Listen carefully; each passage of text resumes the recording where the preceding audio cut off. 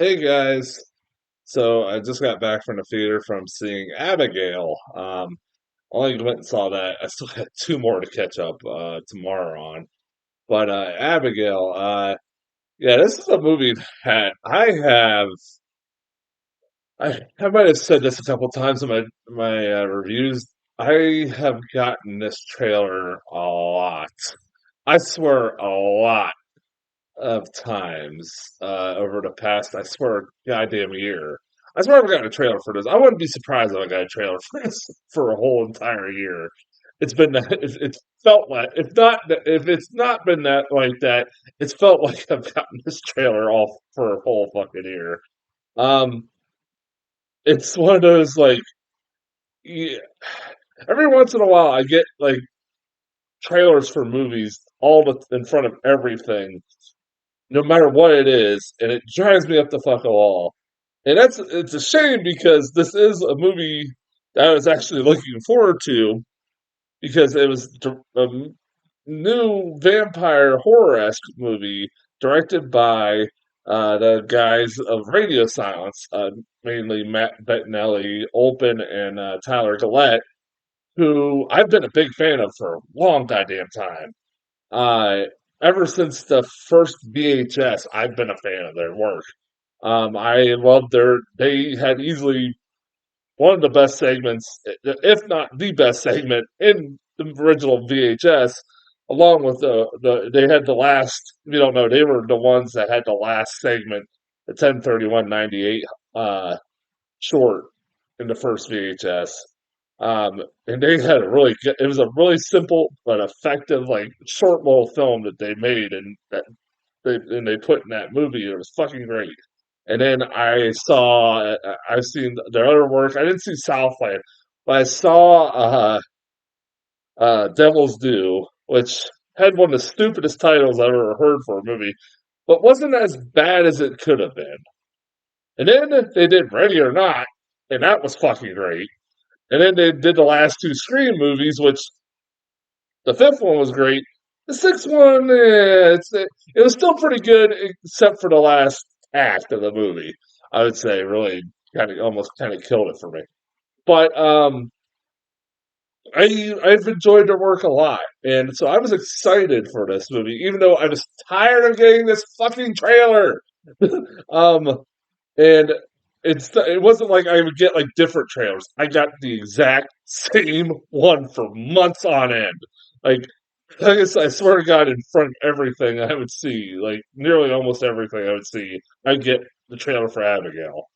Um, if I'd never heard the words ballerina vampire kid in my entire life, I would have I would die a happy man. Because I kept hearing that. Um, but and also today also marked seeing this movie also marked this milestone because this is now the 50th movie I I saw this year in 2024, and it's only April 20th or 420. Um, so what a way to fucking mark my 50th movie of the year by seeing Abigail. A good fucking solid horror movie. I actually really enjoyed the hell out of this. This was a pretty fun sit. I was never bored by it. I easily had a lot of fun with it. I like the directing style of the Radio Silence. It has a lot of the same stuff that you expect from their previous movies. They have a shtick. They have a certain style of horror movie that works, and I'm going to continue to be a big fan of theirs. Yeah, like I will say this. The acting is pretty solid for the most part. Melissa Barrera, the girl who played Sam in the recent Scream movies, continues to be a really good actress. Like even in the recent Scream movies, like she carried that movie on her back, and I liked a lot of the new characters in the recent Scream movies. But she easily was like the best character of the whole bunch, and and it's a fucking shame that like she got like that is Scream that is the creators of Paramount and Spyglass's fault for letting her go because of her views on the Israel shit that's going on over in Israel and Hamas, and that's bullshit. And she got fired because of that. And if they had any fucking idea what they were doing, they would have fucking hired her back after realized their mistake. They still haven't, and they're gonna have Nev Campbell, but whatever. That's a whole nother fucking rant when that movie comes out. I mean, hell, fuck, everybody else left because like pretty much once she left, everybody else left, and so they had to scramble to get Nev Campbell back. Um, so yeah, that like she is a really good actress, and she is like the main lead as you probably expect in this movie. We also have Catherine Newton, obviously, who is the kind of comedic uh, side character in the movie. I continuously like Catherine Newton in this movie, in these movies, any movie I see her in. She's got really good, and got a lot better over the years since I've seen her in stuff like Paranormal Activity 4, Bad Teacher. Um, they also have, unfortunately, Angus Cloud. It's probably his last role. I think probably his last role. And it's sad when you think about that. And he doesn't last much. He's not in this movie very long. I'll say that. But and I liked at the end of the movie. I thought he was pretty good. It was a decent little character. He's basically playing Fez, but if he was in a fucking horror movie, honestly, that's what it would the way I would best describe his character. I never got to really see a lot of his work other than obviously Euphoria, and it's sad, man. That's a shame. And they even I thought there was a really nice touch at the end of the movie before the credits start in loving memory of Angus Cloud. That was really cool. That was very touching. That was very touching by the crew that made this movie. Um, I really like the little girl in this movie. The little girl who played Abigail was fucking great. She holds her own, man. Like she's a little beast. She cracks me up. She has some pretty memorable scenes in this movie of a lot of the characters in this film. She holds her own. And I really like this little girl. I know she's been in other stuff. I was trying to remember what I forget what the hell else I've seen her in. I saw like what was it? What the hell is she in? And, uh, yeah, I hate doing this because I always hate when we have to do this. Oh, she was in that Matilda musical, which I never saw, but everybody she played Matilda. Um, but she was really good. I like this little girl. She's very funny. Very good in the role she was in. Uh, this movie has a lot of good gore. I'll say this about the Radio Silence guys. They really they you can tell they like to use a lot of practical effects, and I appreciate the hell out of it. But they also love to blow up people. Like you love the ending of Ready or Not, where they in the effects for the blow up effects that they did in the end of Ready or Not. You get to see a lot of that in this movie. I appreciate that. They love to blow people up, and it looks really fucking cool every time. They love to cover their main actors in fake blood. It's like, by the end of this movie, damn man. Um, uh, like I said, I can appreciate the gore. Also, I kept hearing a lot of people complaining about this movie, saying that it's not original. It's just the same tropes that you've seen a million times before. And while it does follow like a lot. One of the things I liked about this movie was that it kind of followed the same formula as one of my favorite horror movies, like vampire horror movies of all time, which is From Dusk Till Dawn. And that it starts out as like a crime thriller, but then turns into like a fucking horror movie, like maybe half hour. If it was From Dusk Till Dawn, it was like halfway through the movie. Um, and I appreciated that. Although, like, for me, like, I don't know if I'm the only one. It probably would have been nicer if they kind of kept it a mystery in the trailers and didn't just flat out spoil that Abigail was a fucking vampire, even though they reveal it like about half hour in. Like they try to make it a mystery of like what's really going on. That she the is she the daughter of this really big crime lord? Are they really in trouble? Yada yada yada, and like you're like, I already know the fucking twist. It's not a twist.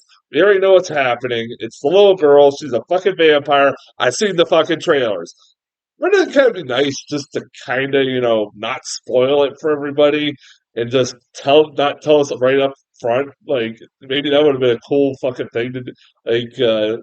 Like, to let people just kind of find it out on their own. Like, best example I can think of in recent memory, Barbarian, where it barely showed any of the fucking movie. The trailers did, and it was one fucking wild ride because of that. And like the first time you see that movie, like is not like you can never replicate that. Um, and like I said, I wish they kind of done with this movie. That kind of would have made it a little bit more fun.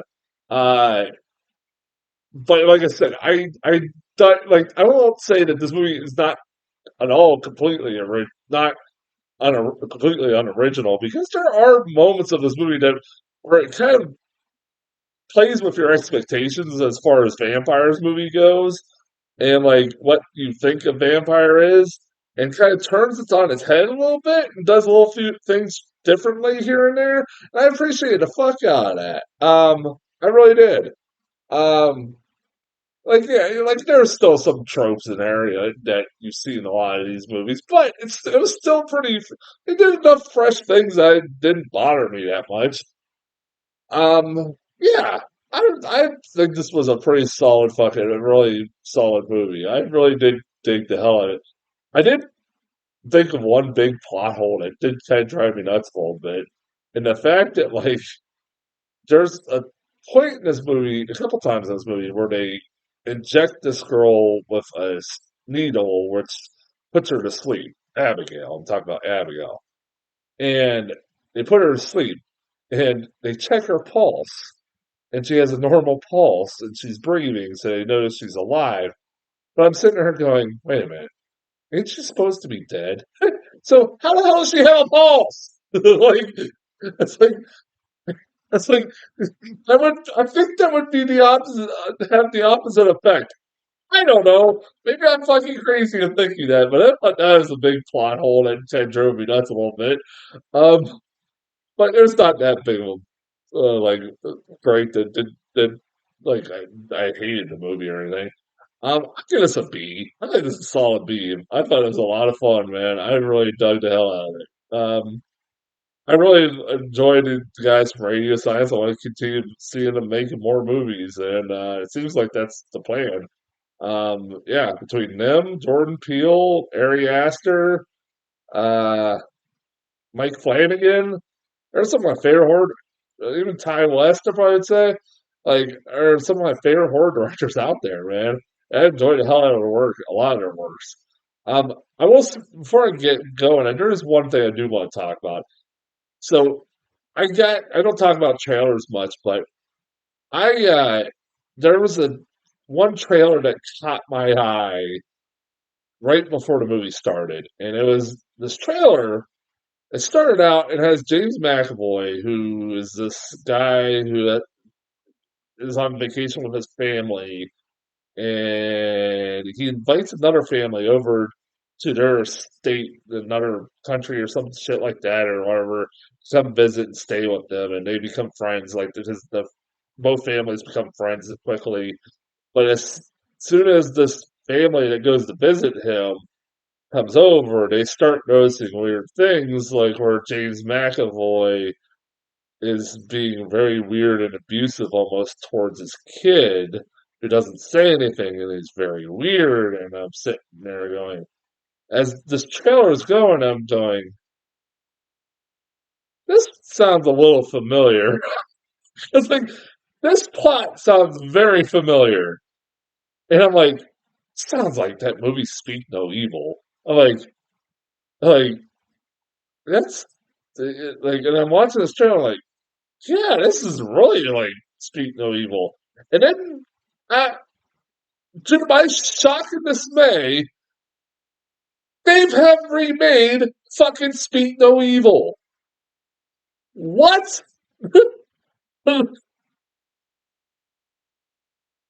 A movie that is 2 years old. It is like one of the best horror movies in a goddamn long time, and they've remade it already. How the fuck? What the fuck is going on? like, like, I'm intrigued because it's James McAvoy, but really, this is what we're doing, and it has one of the best twist endings of one of the most horrifying twist endings of recent memory, and I have a feeling this movie. They're because it's an American remake, they're gonna fucking sugarcoat it and make it a happy ending. They're gonna ruin it. I have no faith in Hollywood, in America, in that. Man, what the fuck is going on with this? I don't know. What were they fucking thinking with this?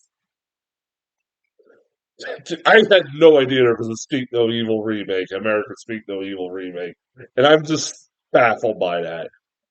So yeah, that's as far as Abigail goes. Tomorrow, I'm gonna be going to see Spy Family, Code White, and the Ministry of Ungentlemanly Warfare. And until then, I'll talk to you guys later.